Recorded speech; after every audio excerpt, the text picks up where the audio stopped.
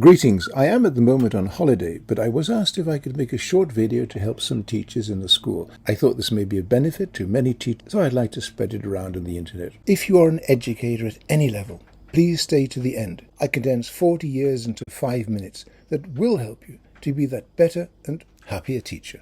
The ability of your students has got nothing to do with their intelligence. School performance is based on language. Now, there are two languages in school. One is mathematics, and the other is English, whatever language you happen to use.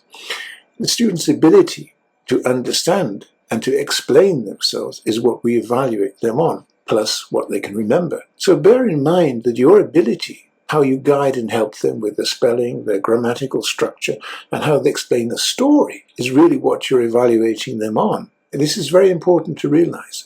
So when you're teaching them to present their mind, make sure that they understand there is an introduction, what this is about. Here is the information, step 1, 2, 3, and 4, and the conclusion. And if you drill this clearly into the mind so they think like this, they will present their information better to you. Now, if they're interested in the subject, and it's up to you to make them interested, then they'll remember information better. The more fun it is, the more they'll associate, the more they'll make locks and learn better. Now, students vary in their performance because they don't keep up with the lesson. The human mind is always circulating for information. Now, the thing that every human being, including you and your students, in any moment, the mind is asking itself two questions. Am I safe?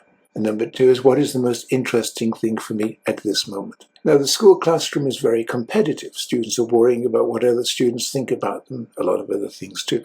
And never shout at a student. Of course, teaching can be very stressful, especially if you have a class out of order. But never shout. Never, never shout.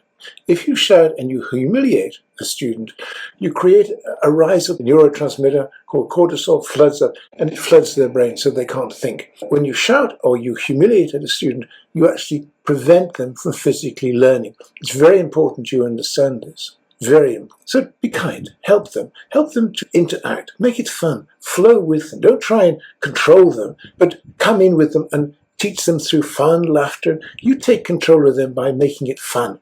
You control the fun, and you'll find everything will go smart for you. So the mind is asking itself, am I safe? Am I safe at home? Are my parents fighting? Are they loving me? Am I safe in the classroom? Are they ridiculing me? Are they laughing at me? Are they supporting me? Am I safe with my teacher? Do I feel that I can talk to the teacher? And I know many teachers are think that they should use discipline. This is wrong. If you have to mature their mind to grow, you have to give them confidence and love. And the second thing is, what is the most interesting thing for me at this moment? Now, if your lesson is boring for them, or they are thinking about other things, the movie they play, the games they want to play with, it, he likes me, she likes me, whatever, their mind is drifting. And when it does that, it loses concentration. I was once a lecturer in a medical university in Japan, and I had 130 students in my class. And I realized that I couldn't have the time to help each one. So I devised a method where they can help each other. This is a very, very fantastic system. What you do is you put your class into two rows, row A and row B, with each facing each other. So each student has a partner. Then you encourage them to ask questions relevant to what they're learning. And then after a certain time, you make a signal like that. And then the student at the end of row B moves right to the other end of row B, and the students shuffle up one space so that each student has a new partner. And again, you give them another question, or you create something they talk about to learn from each other. And again, after 2 or 3 minutes, you make another signal, and the student at the end of row B moves right to the other end of row B, and the students move up. So each student has a new partner. You can do this for 5 minutes in total, or even 10 minutes. It's a very effective way of helping them to keep their mind relative to what they're learning, and to help them to hold on to something they missed or misunderstood. Now, if you do this in the beginning of the lesson, and ask them what they can remember about the previous lesson or lessons, you will prepare their mind for what's coming. So they're all ready to grasp the information before it begins, before it comes. This is very important. because the minds are always all over the place. You have to get the mind calm and relaxed and ready for your information.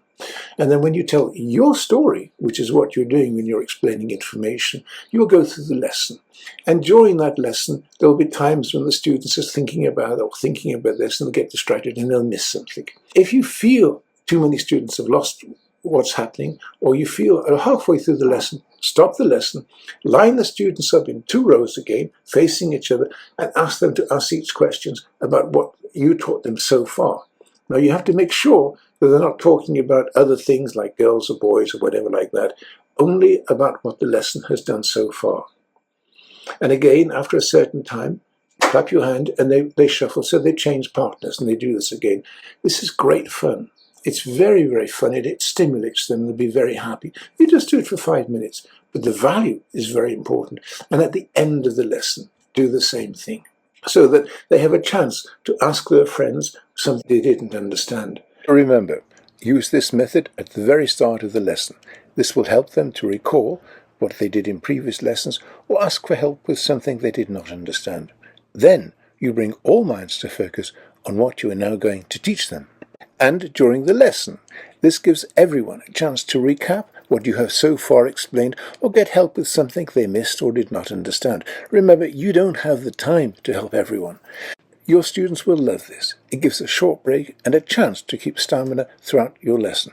And at the end of the lesson, their minds will not all be concentrating during the lesson. This gives everyone a chance to catch up and understand what you think they did, but few actually did. Alternatively, you can make a quiz, but do something at the end of the lesson to make sure this lesson was meaningful for everyone. This is a great way that you can help your students get better marks and show you to be a better teacher. If you have found the points I raise here interesting, please subscribe to my channel. There are lots of other videos, and I'm constantly putting up new videos to help teachers and parents and anybody interested in the development of children. Please subscribe. Thank you. I hope that you found that interesting. I've written some books, about 13, that you might be interested in reading. If you go to my website, www.andersenroy.com, you can find out more about me, what I've been doing in teaching and education, and what's been driving me for 40 years to make this a better world.